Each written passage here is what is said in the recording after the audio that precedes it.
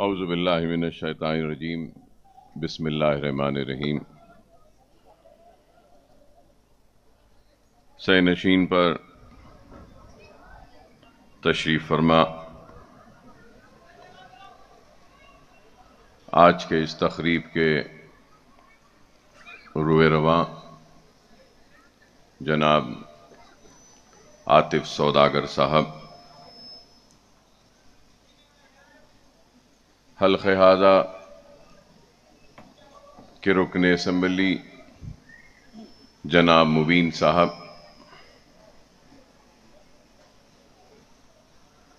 جناب حبیب الدین سوداگر صاحب، جناب شہباز صاحب، جناب عرفان صاحب اور مولانا احسان ہمومی صاحب، اور آج کی اس تقریب میں شرکت کرنے کے لیے آئے ہوئے بزرگوں، نوجوان ساتھیوں اور آج کی اس تقریب میں 5 وقت کی نماز پابندی کے ساتھ ادا کرنے والے ننھے منھے وہ نوجوان 50 بچے اور آج کی اس تقریب میں شرکت کرنے آئی ہوئی میری عزت مآب پردہ نشین ماں اور بہنوں، بہت سے تقاریب میں شرکت کرنے کا اللہ سبحانہ و تعالیٰ نے موقع دیا اور بے شمار محبت کرنے والے لوگوں نے مہمان خصوصی بنا کر کئی تقاریب میں مدعو کیا، لیکن آج کی اس تقریب ایک منفرد تقریب ہے۔ ہر تقریب میں شرکت کرنا اور مدعو کرنے والوں کو خوش کرنا، یہ نہ صرف میں بلکہ ہر کوئی کوشش کرتا ہے، لیکن آج کی اس تقریب میں شرکت میرے لیے خود بھی نہ صرف خوشی کا باعث ہے بلکہ اپنے آپ میں ایک بہت بڑا اعزاز بھی سمجھوں گا کہ اس گنہگار کو اس تقریب میں شرکت کرنے کا موقع ملا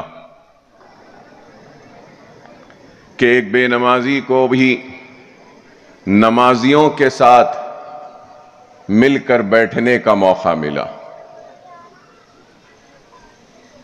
گنہگار ہوں، خطا کار ہوں، نہ جانتے ہوئے بھی کئی خطائیں ہوئی، کئی گناہیں ہوئی، لیکن اللہ پر یقین ہے کہ اللہ رحمان ہے، اللہ رحیم ہے، اس گنہگار کے گناہوں کو اور خطاؤں کو بھی معاف کرے گا۔ اللہ جس سے چاہے اس سے کام لے لے، اللہ کا کام کسی کا محتاج نہیں، کسی کے لیے رکنے والا نہیں، اور اللہ اپنے بے شمار بندوں میں سے کسی کو منتخب کرتا ہے اپنے کام کے لیے، تو اس بندے کو سب سے پہلے اللہ کا شکر ادا کرنا ہے کہ اللہ کی راہ میں کام کرنے والوں کی کمی نہیں، لیکن اللہ نے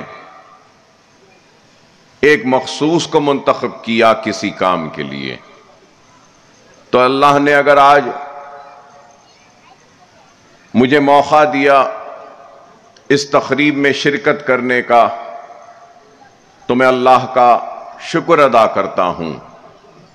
اللہ نے اگر عاطف سوداگر صاحب کو موقع دیا کہ نونہالوں اور ننھے منھے بچوں کو نماز کا پابند بنانے کے لیے ان کو انعام اور تحفوں سے نوازنے کا، تو یہ بھی اللہ کا شکر ہے کہ اللہ نے ان کو منتخب کیا۔ اور اللہ کا شکر کہ کئی تقاریب ہوتے ہیں، لیکن اللہ نے آپ کو، ہم کو، سب کو منتخب کیا اس تقریب میں شرکت کرنے کے لیے، جس کے لیے ہم کو اللہ کا شکر ادا کرنا۔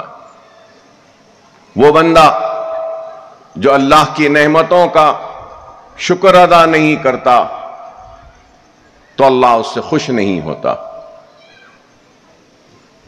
اور آج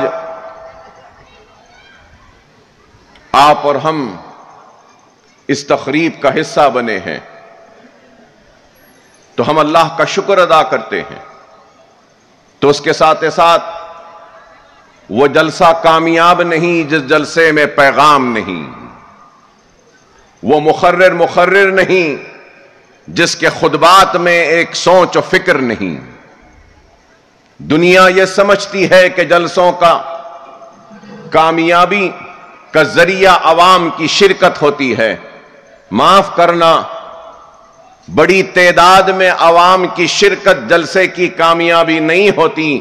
جلسے کی کامیابی وہ ہوتی ہے کہ جس جلسے سے سامعین اور مقرر ایک پیغام، ایک سوچ اور فکر لے کر جائیں تو وہ جلسہ کامیاب ہوتا۔ اور آج میں اپنی تھوڑی بہت یا ٹوٹی پھوٹی معلومات کے ذریعے ایک حقیر، ایک گنہگار یہ کوشش کر رہا ہے کہ اپنے خطاب کے ذریعے کچھ پیغام دوں، ایک سوچ دوں، ایک فکر دوں، اور اس پیغام اور سوچ اور فکر کی کامیابی کے ذریعے اپنے اس تقریب کے شرکت کو کامیاب بنا سکوں۔ آپ کو اور ہم کو سب سے پہلے بارگاہ رب العزت میں سجدہ ریز ہو کر اس بات کا شکر ادا کرنا ہے کہ اللہ سبحانہ و تعالیٰ نے آپ کو اور ہم کو امت محمدی بنا کر دنیا میں بھیجا۔ ہم جتنا بھی شکر ادا کریں کم ہے کہ اللہ نے ہم کو محمد مصطفیٰ صلی اللہ علیہ وسلم کی امتی بنا کر دنیا میں بھیجا۔ دنیا کو اللہ نے بنایا اور آدم علیہ السلام کو بھیجا، کئی انبیاء آئے، اللہ نے اپنے پیغام کو پیغمبروں کے ذریعے پہنچایا۔ لیکن یہ بات ضرور کہوں گا کہ ہم صرف دنیا کی بات کرتے ہیں، لیکن دنیا ایک نہیں ہے، کائنات کی بات کر رہا ہوں، ساری کائنات کی بات کر رہا ہوں کہ وجہ ہے، تخلیق ہے کائنات اگر کوئی ہے تو وہ محمد رسول اللہ ہے۔ نہ صرف یہ دنیا بلکہ ساری کائنات کو اللہ نے بنایا تو رسول اللہ صلی اللہ علیہ وسلم کے لیے بنایا۔ موسیٰ نے اللہ سے ضد کی کہ اللہ سے گفتگو کروں گا، تو اللہ نے موسیٰ کو حکم دیا کہ موسیٰ 40 دن کا روزہ رکھو۔ موسیٰ نے 40 دن کا روزہ رکھا، اس کے بعد کوہ طور پر اللہ سے گفتگو کرنے کا موقع ملا۔ جب اللہ اور موسیٰ کے درمیان میں گفتگو ہوئی تو 70,000 پردے تھے، 70,000۔ لیکن میں یہ بات کہنا چاہ رہا ہوں کہ ایک امت محمدی کا روزے دار جب اپنا روزہ کھولتا ہے تو اس روزے دار اور اللہ کے درمیان میں ایک بھی پردہ نہیں ہوتا، اور موسیٰ 40 دن کا روزہ رکھے، اس کے بعد اللہ سے گفتگو کا موقع ملا۔ لیکن امت محمدی کا روزے دار دن میں روزہ رکھتا ہے اور شام میں تراویح کے ذریعے اللہ سے گفتگو کرتا۔ جب موسیٰ نے اللہ سے گفتگو کی تو اللہ سے موسیٰ نے ایک سوال کیا کہ اے اللہ، تو نے جو عزت و شرف و مقام مجھ کو بخشا، مجھ سے گفتگو کر کر، کیا تو اپنے کسی دوسرے بندے کو اس مقام سے سرفراز فرمائے گا؟ تو اللہ کا جواب آتا ہے، ہاں موسیٰ، دنیا کی آخرت میں ایک امت آئے گی جن کو میں اس مقام سے سرفراز فرماؤں گا، وہ امت محمدی ہے۔ موسیٰ نے اللہ سے دعا کی کہ اے اللہ، کاش تو مجھے امت محمدی بنا کر دنیا میں بھیجا۔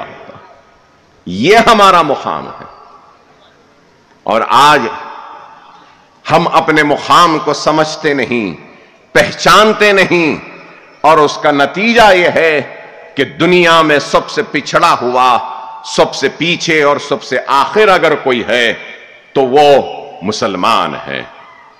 اللہ سے ہم دور ہو گئے، یہی وجہ ہے کہ اللہ بھی ہم سے دور ہو گیا۔ اللہ رب العالمین ہے، اللہ رب المسلمین نہیں ہے۔ اللہ سب کا رب ہے، اور اللہ سے قریب ہونا ہے اور اللہ کو راضی رکھنا ہے تو ایمان کے کئی تقاضے ہیں، ایمان کے کئی تقاضے ہیں۔ اور پھر یہاں نونہال بچے بیٹھے ہیں، ہم کئی گفتگو میں کہتے ہیں کہ 5 pillars of اسلام، کلمہ، نماز، روزہ، زکوٰۃ، حج، یہ سارے پلرز ہیں۔ تو دوسرا سب سے اہم اگر کوئی پلر ہے تو وہ نماز ہے۔ نماز کی یہ اہمیت ہے۔ اگر ہم نماز کی اہمیت کو نہیں سمجھیں گے، نماز قائم نہیں کریں گے، تو پھر ہم میں اور دوسروں میں کیا فرق ہے؟ رسول اللہ صلی اللہ علیہ وسلم فرماتے ہیں کہ اس کا کوئی دین نہیں جس کی نماز نہیں، اس کا کوئی دین نہیں جس کی نماز نہیں۔ اور نماز کا مرتبہ دین حق میں وہی ہے جو سر کا مرتبہ جسم سے ہے، جو سر کا مرتبہ جسم سے ہے۔ ہو سکتا ہوں میں غلط ہوں، عمومی صاحب ہیں، مجھے ٹوک سکتے ہیں، روک سکتے ہیں کسی بھی چیز پر اگر غلطی ہو جاتی ہے۔ ہم دنیا میں دیکھتے ہیں کہ کئی انسان نظر آتے ہیں، کسی کا ہاتھ نہیں، کسی کا پیر نہیں، کسی کی زبان نہیں، کسی کے آنکھ نہیں، لیکن کیا آپ نے کسی ایک ایسے انسان کو دیکھا جس کا سر نہیں؟ تو یہ بات میں کہنا چاہتا ہوں، نماز کی اہمیت کو بیان کر رہا ہوں کہ نماز کی کیا اہمیت ہے۔ ہم کو اس بات کو سمجھنا ہوگا۔ آج اگر ہم دنیا کی دوڑ میں پیچھے ہیں تو اس لیے کہ ہمارا اللہ ہم سے ناراض ہے۔ سجدوں میں گر جاؤ، نمازوں کے سجدوں کے ذریعے مساجدوں کو سجا دو، اپنے گناہوں سے توبہ کرو، بڑوں کا احترام کرو، چھوٹوں کا لحاظ کرو، یتیموں کے سر پر ہاتھ رکھو، بیواؤں کی مدد کرو، ظلم کے خلاف آواز اٹھاؤ اور حق بیانی کرو، تو پھر وہ دن دور نہیں کہ دنیا میں ناکام رہنے والا دنیا میں سب سے کامیاب ہو جائے گا، دنیا میں آخر رہنے والا سب سے اول ہو جائے گا۔ ہم کو اس بات پہ غور و فکر کرنی چاہیے۔ بڑا آسان ہے کہ کھڑے ہو کر اپنی حق تلفی پر کسی اور پر تہمت لگانا یا الزام لگانا اور کہنا کہ انہوں نے ہم کو ہمارا حق نہیں دیا۔ آسان ہے کہنا کہ انہوں نے ہم کو پیچھے کر دیا، آسان ہے کہنا کہ انہوں نے ہم کو آگے بڑھنے نہیں دیا، ان کی وجہ سے ہم پچھڑے ہیں۔ ارے دوسروں پہ تنقید کرنے سے پہلے اپنے گریبان میں جھانک کر دیکھو کہ تمہاری کیا غلطیاں تھی، تمہاری کیا نادانیاں تھی، تمہارے کیا گناہ تھے جس کی وجہ سے تم پچھڑ گئے، پیچھے ہو گئے، سب سے آخر ہو گئے۔ پہلے اپنے گریبان میں جھانک کر دیکھو۔ لیکن آج ہمارا مزاج یہ بن گیا ہے کہ کچھ بھی ہو جاؤ تو سب سے پہلے ہم تلاش کرتے ہیں تو کیا وجوہات کو، اور انگریزی میں کہوں تو ایکسکیوزز کو تلاش کرتے ہیں۔ نہیں، یہ وجہ تھی کہ ایسا ہوا، اگر یہ نہیں ہوتا تو وہ نہیں ہوتا۔ ارے یہ وہ کو چھوڑو اور اپنے آپ کو دیکھو، اپنی اصلاح کرو، اپنی کمزوریوں کو دور کرو، اپنے روٹھے ہوئے خدا کو مناؤ اور اللہ کو راضی کرو۔ نمازوں کے ذریعے مساجدوں کو آباد کرو۔ نماز کی اہمیت کو میں نے بیان کی آپ کے سامنے۔ حضرت عبداللہ ابن عباس رضی اللہ عنہ فرماتے ہیں، میں ابھی آتے آتے پڑھ رہا تھا، پڑھ کر میں بھی کانپنے لگا پڑھ کر۔ پہلی بات، بے نمازی کو جہنم کے خوفناک وادی میں داخل کیا جائے گا۔ بے نمازی کو جہنم کے خوفناک وادی میں داخل کیا جائے گا، وہ وادی جس سے جہنم خود بھی پناہ مانگتی ہے، جہنم خود بھی پناہ مانگتی ہے، اندازہ کرو۔ دوسرا، اللہ تعالی نے بے نمازی کی عمر سے برکت ختم کر دے گا، بے نمازی کی عمر سے برکت ختم کر دے گا، اور اس کے چہرے سے نیک لوگوں کی علامت کو مٹا دے گا، اس کے چہرے سے نیک لوگوں کی علامت کو مٹا دے گا۔ بے نمازی ذلیل ہو کر مرے گا، بے نمازی ذلیل ہو کر مرے گا، بے نمازی بھوکا مرے گا، بے نمازی پیاسا مرے گا، اور ایسا پیاسا مرے گا کہ دنیا کی ساری دریاؤں کا پانی بھی اس کو پلا دے تب بھی اس کی پیاس نہیں مٹے گی اور پیاسا مرے گا۔ سمجھو کیا ہے اللہ سبحانہ و تعالی۔ پھر سے کہہ رہا ہوں، میں تو دنیاوی آدمی ہوں، دینی نہیں۔ اگر غلط ہوں عمومی صاحب تو مجھے ٹوکیں۔ میری معلومات، میرا علم کہتا ہے کہ قرآن میں اللہ سبحانہ و تعالی نے 186 مرتبہ نماز کی اہمیت کو بیان کیا اور کہا کہ نماز کی اہمیت کیا ہے، نماز پڑھو۔ 186 مرتبہ۔ جہنم کی آگ، جہنم کا میں نے ذکر کیا۔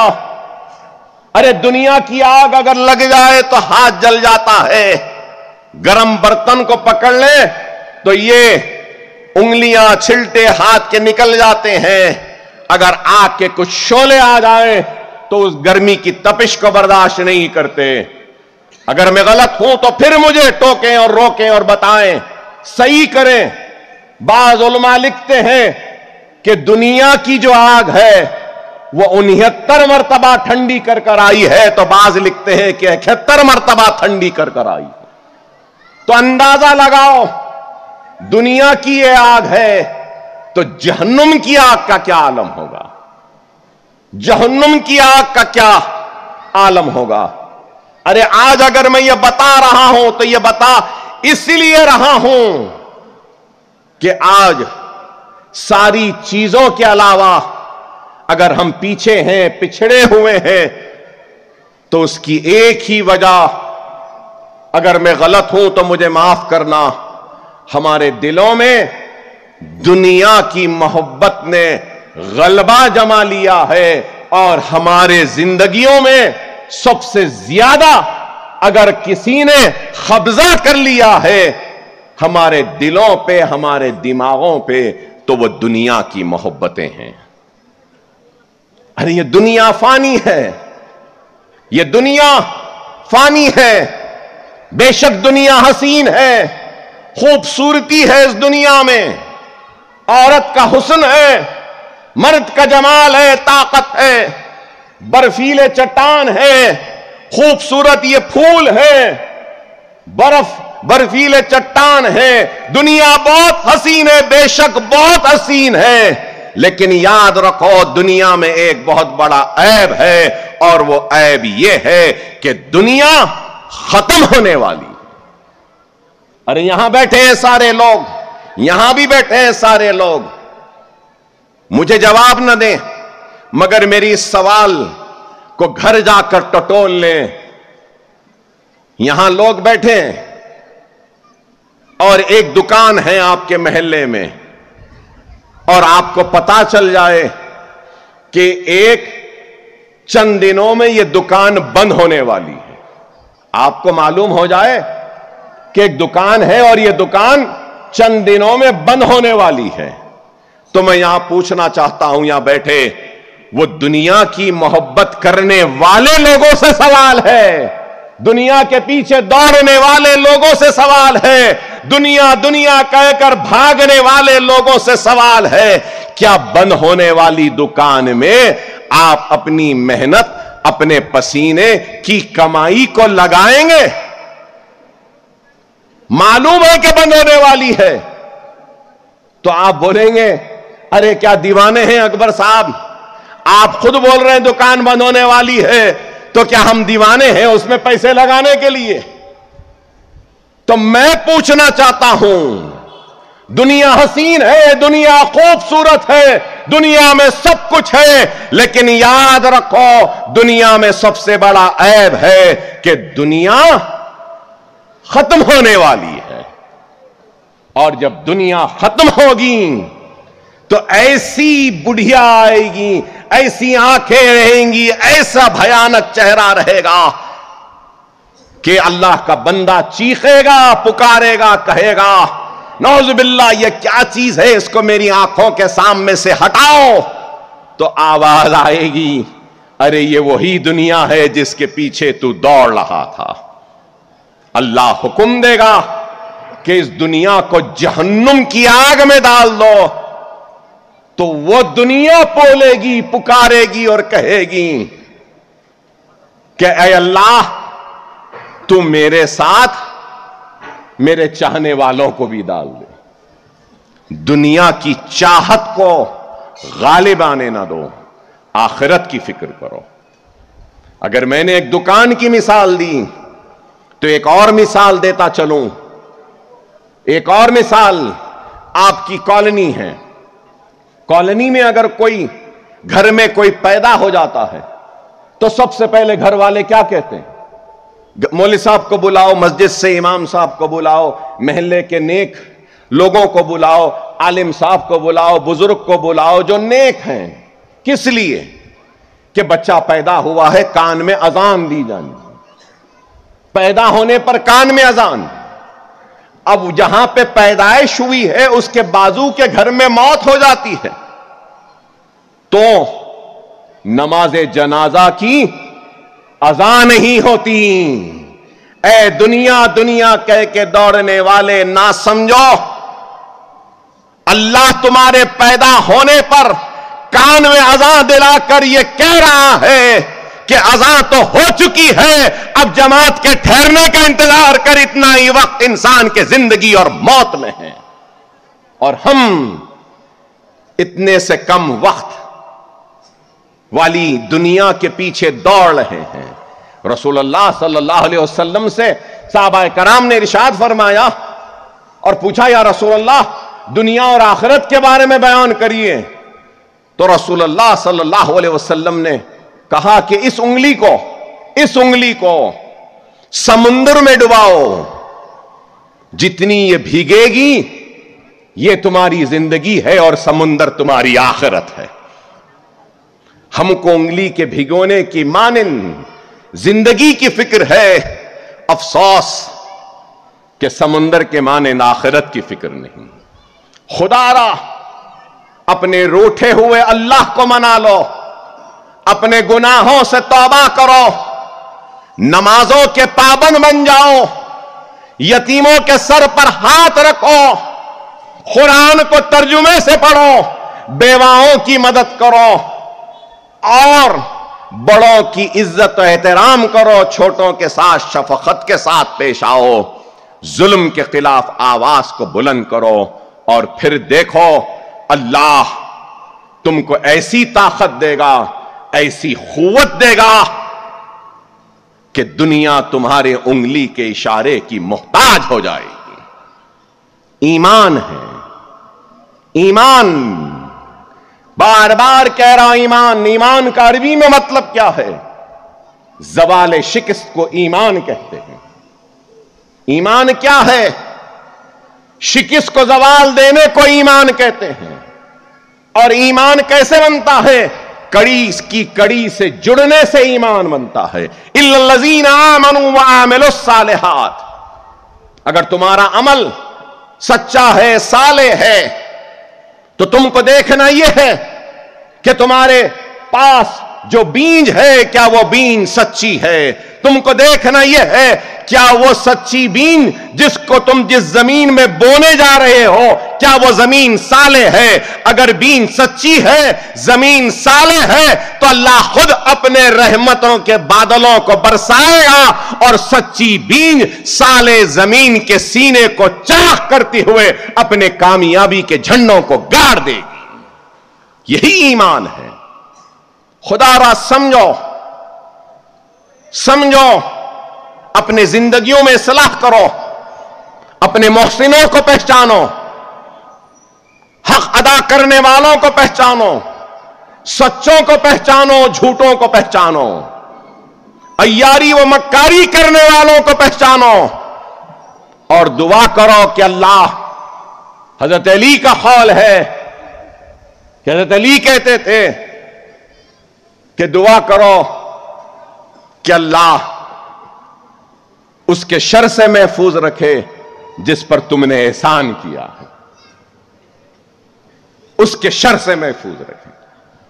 آج ہمارا یہ حال ہے تو کیوں ہے؟ ایک تو اللہ سے دور ہو گئے، دنیا کے پیچھے دوڑنے لگے، تو دوسری طرف ہمارا حال یہ ہے کہ حسد ایک آگے بڑھ رہا ہے تو اس کی بڑھتی ہوئی کامیابی ہم کو حاسد بناتی ہے. ایک ترقی کر رہا ہے تو اس کی ترقی میں بھی ہم کو حسد، اس کی کامیابی میں بھی حسد، اس کی دولت میں بھی حسد، اس کی صحت میں بھی حسد، اس کے حسن میں بھی حسد، اس کی کامیابی میں بھی حسد. ارے کیوں حسد؟ ارے ایسے بنو کہ اپنے ایک بھائی کی کامیابی کو دیکھ کر خوش ہو اور اللہ سے دعا کرو کہ اللہ اس کو اور کامیابی دے. اب یہاں بیٹھا ہے عاطف نوجوان، اللہ ترقی دے رہا ہے، میں اللہ سے دعا کرتا ہوں کہ اللہ اس کو اور ترقی دے، اور ترقی دے، اور دولت دے، اور دولت دے. یہاں بیٹھے جو بھی لوگ ہیں جو نیک ہے، قابل ہے، کامیاب ہے، ان سب کے لیے بھی میری دعا ہے کہ اللہ آپ کو اور کامیابی دے، اور ترقی دے، اور خوشحال بنائے، آپ کے گھروں میں اور برکت دے. یہ ہونا ہے. لیکن آج ہر کسی کو بس کھینچنا ہے، نیچے لانا ہے. خدا را حالات کو دیکھو، دنیا کو دیکھو کہ اللہ آج کیسا کام لے رہا ہے.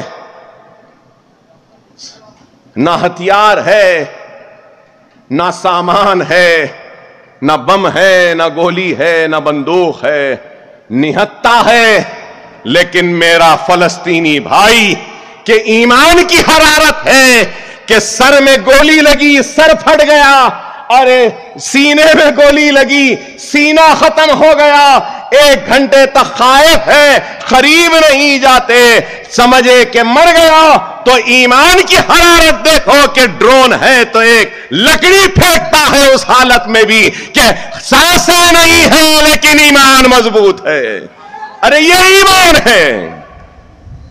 اللہ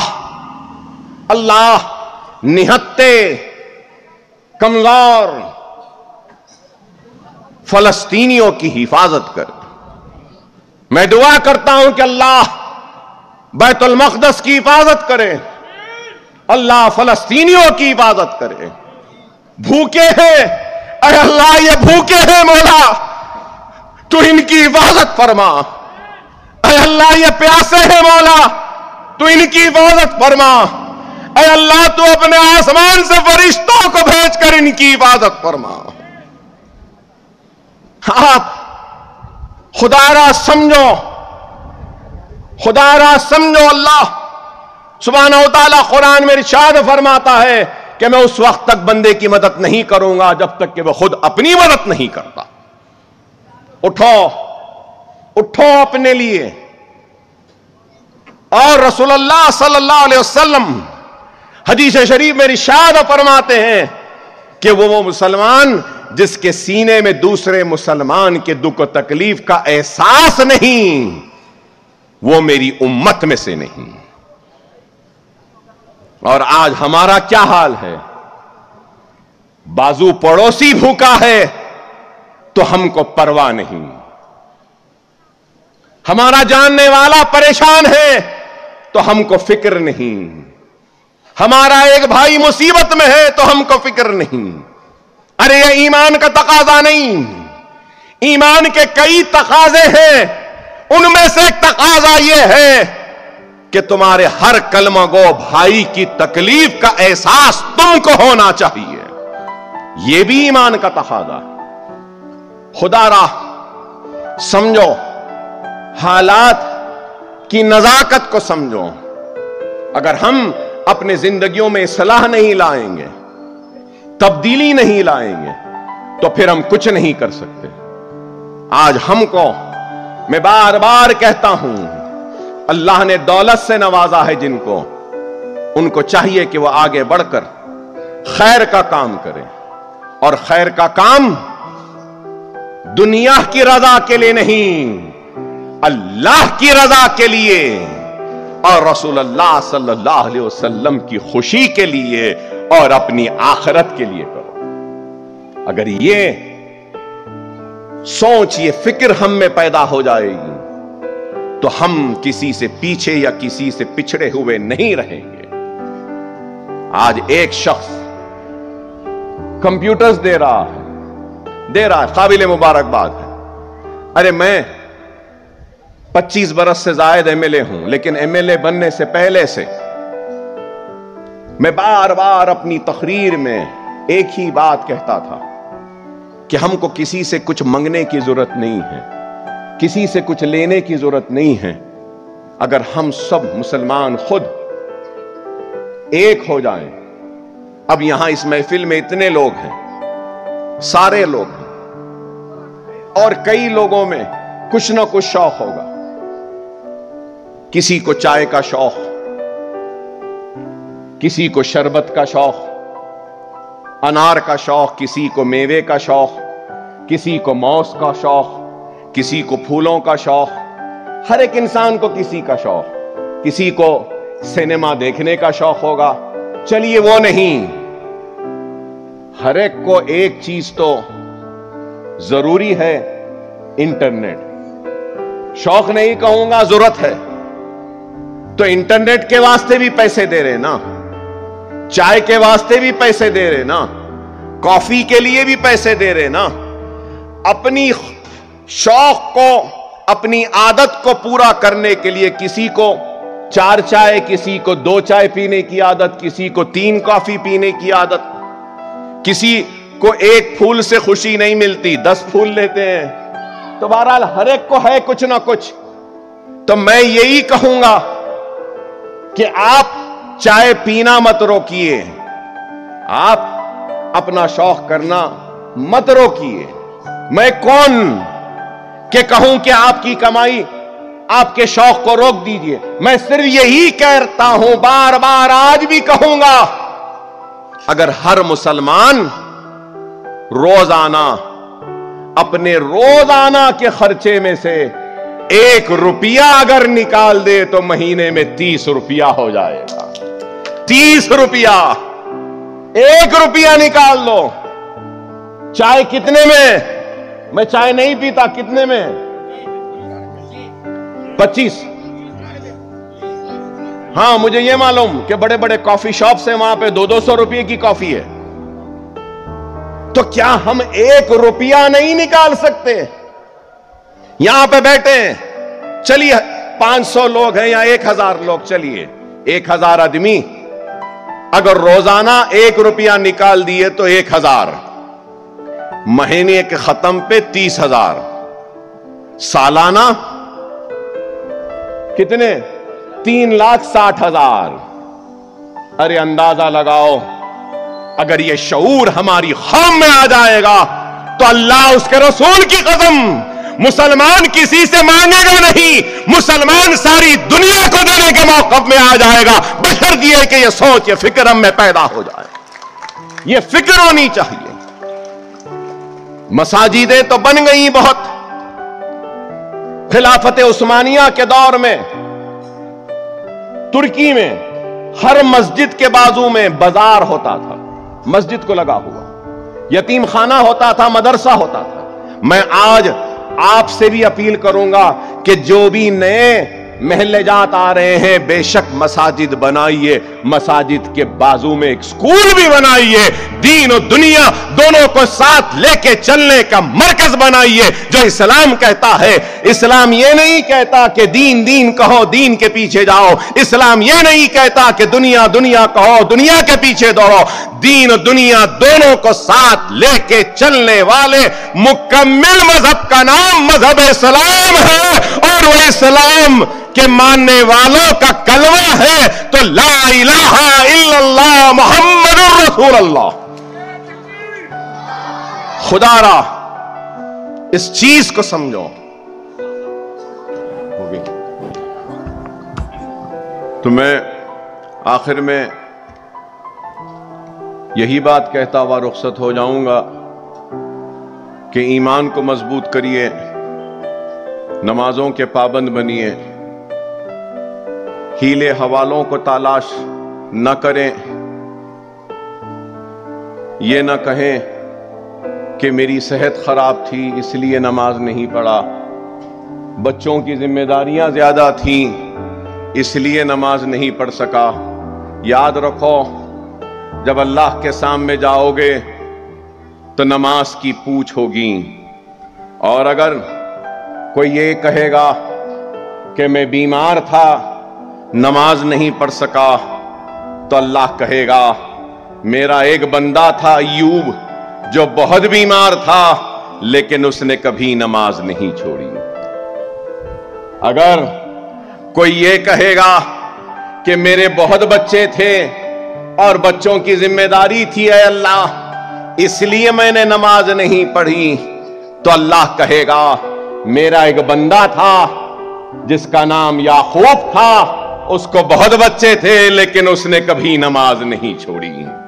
اگر کوئی خواتین، اگر کوئی عورت یہ کہے گی کہ میرا شوہر ظالم تھا اس لیے نماز چھوٹ گئی، تو اللہ کہے گا میری ایک بندی تھی جس کا نام آسیہ تھا، اس کا ظالم شوہر تھا لیکن اس نے نماز نہیں چھوڑی. یاد رکھو، بے نمازی دشمنان خدا کے ساتھ اٹھائے جائیں گے. بے نمازی دشمنان اللہ کے ساتھ اٹھائے جائیں گے. دشمنان اللہ کون ہے آپ مجھ سے بہتر جانتے ہیں. تو میں آپ سے یہی کہوں گا کہ نمازوں کی پابندی کرو، اللہ کو منا لو. اپنی تقریر کا آغاز میں نے آدم علیہ السلام سے کیا تھا، تو اپنے تقریر کا اختتام بھی وہیں سے کروں گا، اور یہی بولوں گا اگر غلط ہوں تو مولانا ہمومی صاحب ہے، مجھے ٹوک سکتے ہیں فجر کی نماز کیسے آئی؟ بہت سے علماء نے لکھا ہے اپنی کتابوں میں کہ فجر کیسے آئی۔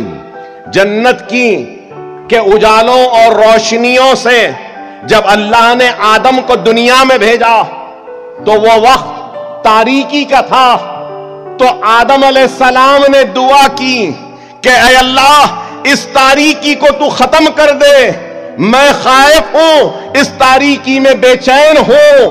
تو جیسے ہی تاریکی ختم ہوئی اور اجالے آئے جو فجر کے اجالوں کی طرح تھا، تو آدم علیہ السلام نے سجدہ ریز ہو کر 2 رکعت نماز ادا کی اور اللہ کا شکر ادا کیا، تو اللہ کو وہ 2 رکعت پسند آ گئی اور وہ فجر ہو گئی۔ ہو سکتا ہے میں غلط ہوں۔ ظہر کیسے آئی؟ ظہر ابراہیم علیہ السلام کو اللہ نے حکم دیا کہ اسماعیل علیہ السلام کی قربانی دے دو، آنکھوں پہ پٹیاں باندھ لی، لے لیا چھرا اپنے لخت جگر کے گلے پہ، اور چھرے کو اللہ کے حکم سے چلا دیا، آنکھوں سے پٹی نکالی اور دیکھتے ہیں کہ حضرت اسماعیل علیہ السلام کی جگہ کیا ہے، تو فوراً 4 رکعت اللہ کا شکر ادا کرتے ہیں اور اللہ کو وہ پسند آئی اور وہ ظہر ہو گئی۔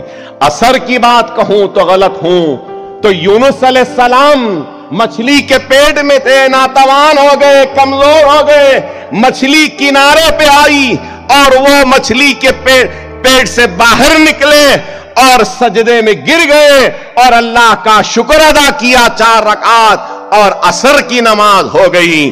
اور مغرب کیسے ہوئی؟ تو عیسیٰ علیہ السلام نے پوری تبلیغ کی، سب کیا، اور تبلیغ کرنے کے بعد میں مغرب کا وقت تھا تو 2 رکعت نماز ادا کی، اور بی بی مریم نے 1 رکعت، تو 3 رکعت مغرب کی ہو گئی۔ عشاء، تو عشاء کے بارے میں ہم اور آپ جانتے ہیں کہ معراج پر رسول اللہ صلی اللہ علیہ وسلم نے امامت فرمائی تھی اور آنے کے بعد عشاء ہو گئی۔ یہ ہے، میں غلط ہوں تو معافی چاہتا ہوں، عالم دین نہیں، دنیاوی ہوں، چہرے سے، لباس سے شاید ان زلفوں سے بھی دنیا دار دکھتا ہوں، لیکن اللہ کا خوف ہے اس دل میں۔ غلطیاں ہوئی ہیں تو معذرت خواہ ہوں، بڑے علماؤں سے معذرت خواہ ہوں، ایمان والے لوگوں سے۔ یہاں تشریف فرما عمومی صاحب سے بھی کہوں گا کہ اگر غلطی ہوئی تو معذرت خواہ ہوں، لیکن میرا مقصد غلطی کرنا نہیں، میرا مقصد جلسے کو کامیاب کرنا ہے، ایک کامیاب پیغام کے ذریعے عوام کی شرکت کو معنی خیز بنانا ہے، بے معنی باتوں سے دوری اختیار کر کر ایک معنی خیز گفتگو کے ذریعے ایک نئی سوچ و فکر کو دینے کے لیے اپنی کوشش میں نے کی ہے۔ اللہ میری کوشش کو قبول کرے، اللہ میرے غلطیوں کو معاف فرمائے، اللہ اس تقریب کے انعقاد کرنے والے منتظمین کی اس خدمت کو قبول فرمائے، ان کی ایک اس نیت کو قبول فرمائے۔ اللہ اس تقریب میں شرکت کرنے کے لیے آئے ہوئے سارے لوگوں کی مصیبتوں کو، تکلیفوں کو، پریشانیوں کو دور فرمائے۔ اللہ ہم سب کو نیک بنائے، اللہ ہم سب کو ایک بنائے، اللہ ہم سب کو نماز کا پابند بنائے، اللہ ہم سب کو قرآن پڑھنے کی توفیق و ہدایت عطا فرمائے، اللہ ہم سب کو یتیموں کی کفالت کرنے کی توفیق و ہدایت عطا فرمائے، اللہ ہم سب کو یتیموں کے سر پر ہاتھ رکھنے کی ہدایت عطا فرمائے، اللہ ہم سب کو بیواؤں کی مدد کرنے کا صلاحیت اور ہدایت عطا فرما۔ اللہ ہم سب کو نیک بنا، ایک بنا۔ آج ان 50 بچوں میں جو کمپیوٹرز دیے جائیں گے، اے اللہ تو گنہگار بندوں کے اس چھوٹے سے تحفے کو جو ان معصوموں کو دیا جا رہا ہے، اس تحفے کو قبول کر، ہمارے اس خیر کے کام کو قبول کر، اور ان معصوموں کو اس تحفے کا صحیح استعمال کر کر اپنے ایمان کو مضبوط کرنے کی ہدایت و توفیق عطا فرمائے۔ اے اللہ ان 50 بچوں میں 4 یتیم بچے بھی ہیں، مولا ان یتیموں کا کوئی نہیں ہے، ان یتیموں کے لیے ہم سب کو ان کا سرپرست، ان کا سہارا دینے والا بنا دے۔ اے اللہ تم اس یتیموں کی تو حفاظت فرما، ان کے زندگیوں میں کامیابی عطا فرما، ترقی عطا فرما۔ اے اللہ اس خیر کے کام میں جنہوں نے بھی جتنا بھی اپنے جانب سے جو بھی کرنا تھا کیا ہے، مالک ان کے کام، ان کی کارکردگی کو قبول فرما۔ کسی نے اپنے پیسے، کسی نے اپنے سرمائے، تو کسی نے اپنے محنت، اپنے وقت کے ذریعے اس تقریب کا انعقاد کیا، تو اے اللہ تو ان کی بھی ان خدمات کو قبول فرما۔ اے اللہ ہمارے بھائی جو کاروبار کر رہے ہیں، مولا ان کے کاروباروں میں ترقی عطا فرما۔ اے اللہ ہمارے دولت مند بھائی تو جن کو دولت سے نواز رہا ہے، اے مولا ان کے دولت میں تو اور اضافہ کر، اور اس اضافے کے ساتھ دین کی اور اپنے کلمگو بھائیوں کی خدمت کرنے کے جذبے کو بھی پیدا کر۔ اے اللہ ہم سب کو نیک بنا، ایک بنا۔ اے اللہ ہم پریشان ہیں، اے اللہ ہمارا کوئی نہیں ہے مولا، اے اللہ تو ہم کو ہماری رہنمائی فرما۔ اللہ تو غیب کے ذریعے ہم کو اس راہ راست پر لا دے۔ اے اللہ ہمارے نوجوان جو بے راہ روی کی زندگی گزار رہے ہیں، مولا ان کی زندگیوں میں اصلاح لا دے۔ اے اللہ جو فجر کی نماز میں اٹھتے نہیں ہیں، ظہر تک سوتے ہیں، مولا اے اللہ تو ان کو ہدایت عطا فرما، ان کو اللہ صبح اٹھنے کی توفیق و ہدایت عطا فرما۔ اے اللہ وہ دولت مند جو اپنی دولت کا نمائش کر رہے ہیں اسراف کے ذریعے، اے اللہ تو ان کو نیک ہدایت دے اور اس دولت کو خیر کے کام میں خرچ کرنے کی توفیق و ہدایت عطا فرما۔ اے اللہ ہماری قوم میں تعلیم یافتہ جو ہیں، اے اللہ تو ان کو ہدایت دے کہ وہ علم کو جاہلوں میں بانٹے، اپنے علم کے ذریعے جہالت کا خاتمہ کر سکے۔ اے اللہ ہماری قوم میں جو بھی قابل ہے، نیک ہے، مولا تو ان سب کو نیک ہدایت دے کہ وہ اپنی قابلیت، اپنے علم، اپنی دولت کو اپنے کلمگو بھائیوں میں بانٹے، اور مسلمان جو پیچھے ہیں، مولا اس پچھڑے ہوئے مسلمان کو دنیا میں آگے بڑھا دے۔ اے اللہ ہم جو ناکام ہو رہے ہیں ہم کو کامیابی عطا فرما دے۔ اے اللہ وہ فلسطینی بھائی جو پریشان ہیں ان کی پریشانی کو دور فرما۔ اے اللہ وہ فلسطینی بہن جو پریشان ہے اس کی پریشانی کو دور فرما۔ اے اللہ کیمپوں میں ہے، اب جاڑا آنے والا ہے، سردیاں آنے والی ہے، مولا ان کے پاس آنکھ کو ڈھانکنے کا بھی کپڑا نہیں ہے، مولا اے اللہ تو ان کی حفاظت فرما۔ اے اللہ جو بھوکے ہیں، پیاسے ہیں، تو غیب سے ان کی مدد فرما۔ اے اللہ تو فلسطینی بھائی کی ہماری حفاظت فرما۔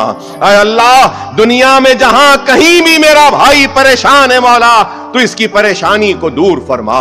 اے اللہ میرے ملک ہندوستان میں میرا بھائی پریشان ہے تو مولا اس کی پریشانی کو دور فرما، تکلیف میں ہے تو تکلیف کو دور فرما۔ میری ریاست تلنگانہ میں اگر کوئی پریشان ہے، مولا تکلیف میں ہے تو پریشانی و تکلیف کو دور فرما۔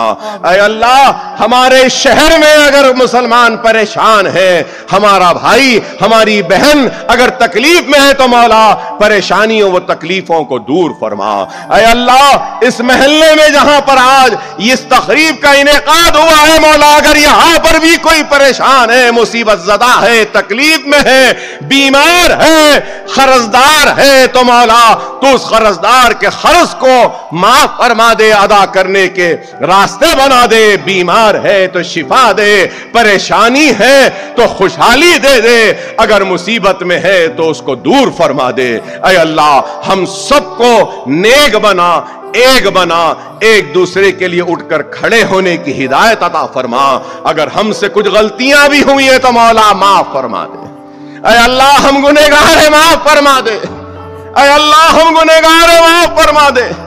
اے اللہ تجھے واسطہ تیرے حبیب محمد مصطفیٰ صلی اللہ علیہ وسلم کا، تجھے واسطہ ہے خلفائے راشدین کا، تجھے واسطہ ہے بزرگان دین کا، تجھے واسطہ ہے اولیاء اللہ کا، تجھے واسطہ ہے نیک لوگوں کا۔ اے اللہ ہماری ٹوٹی پھوٹی دعاؤں کو قبول فرما، قبول فرما، قبول فرما، قبول فرما۔ ہم سب کو نیک بنا، ایک بنا۔ وآخر دعوانا الحمدللہ رب العالمین۔